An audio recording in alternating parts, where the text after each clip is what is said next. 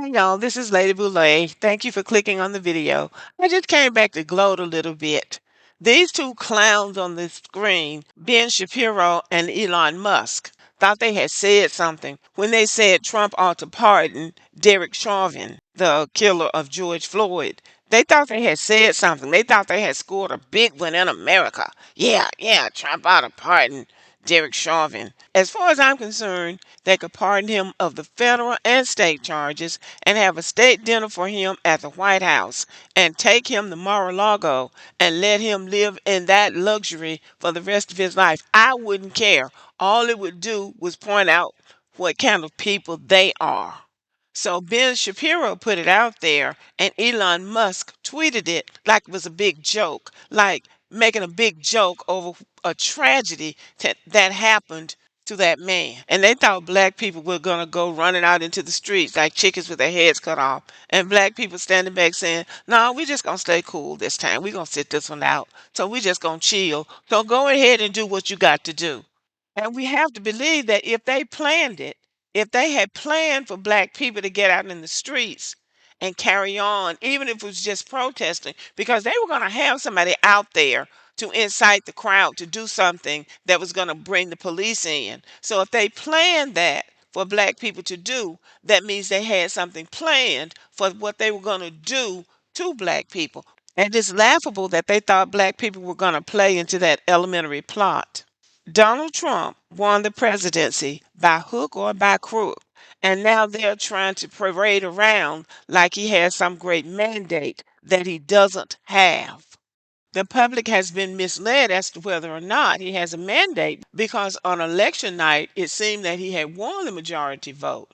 But as more votes were counted, his vote total fell to 49.9% of all votes cast, and Kamala received 48.3%. As of November 26th, when all of the votes were counted, what happened was two third party candidates, Jill Stein and Robert F. Kennedy Jr., received more than 750,000 votes. As a result, neither Trump nor Harris achieved a majority of votes. So he does not have a mandate to rule. And he's trying to rule just like the whole nation voted for him unanimously. And such is not the case. So they've got a whole lot of stuff going, and they're burning a lot of bridges because they're turning a lot of people off nationally and internationally. So they're trying to take the attention away from themselves and put it on us in the hopes that they can unite white people in their anti blackness. But right now, white people are upset because they see the handwriting on the wall like they've never seen it before. And when you got old white women out in the streets cussing and talking about what she's not going to do and what they're not going to do to her, then you've got a problem on your hands. So, yes, they want to get black people out there, but we understand what time it is. We understand the assignment. So, people underestimate us. They're going to trigger a reaction in us. They think that we're so weak that they can trigger a reaction. When we have a reaction, it's going to come unexpectedly. They're not going to even see it coming like they have in the past. This is not the 1960s where Dr. King said, we're going to march and we're going to march and we're going to point a finger at what you're doing wrong. But this is time to change strategies. So now they don't know what to do. So you got this clown, Shapiro, talking about pardoning Derek Chauvin, and then Elon Musk tweeting it out like it was a big joke. Ha, we going to have a big white joke. It's going to be so funny. Well, it turned out not to be so funny. So let's see if they go into their bag of tricks and come up with another ingenious idea and see if we'll fall for that. Everybody gets what they're trying to do. It's going to always be some outliers who are going to go running out there in the streets trying to be seen.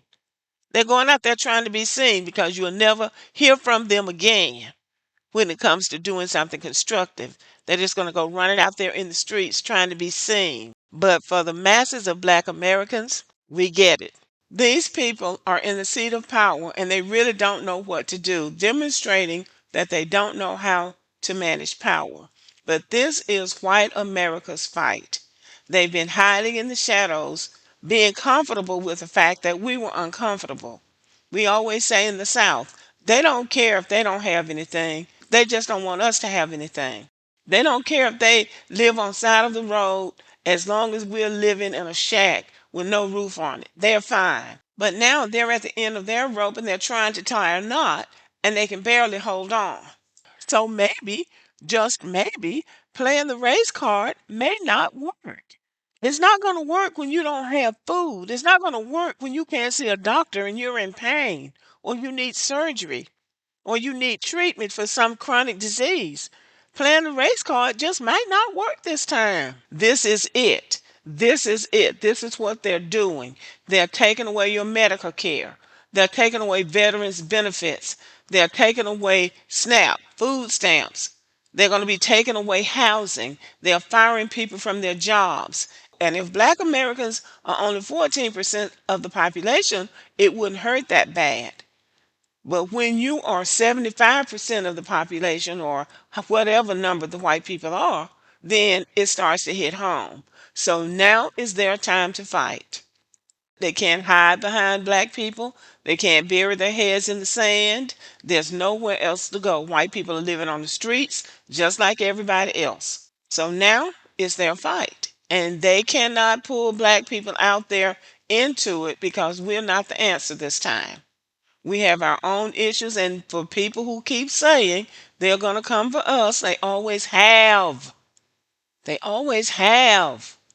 So we're just resting up for when they come for us. That'll be the time for us to take a stand. But right now, this is not our fight. 92% of black women and from 78 to 80% of black men did not vote for Donald Trump. That's the overwhelming majority of black people that voted who thought it was important to vote. We did not vote for Donald Trump. And now we are taking a stand. If anybody takes a stand right now, it should be the black MAGA people and the black people who thought that it was a good idea to vote for Donald Trump. Maybe you can reason with him. As for these two, the joke was on them. The joke they played themselves because what they thought they were going to do didn't work. They thought they had said something, but they really didn't. Okay, y'all, let me know what you think about the video. Thank you for listening. Give me a thumbs up and have a great day.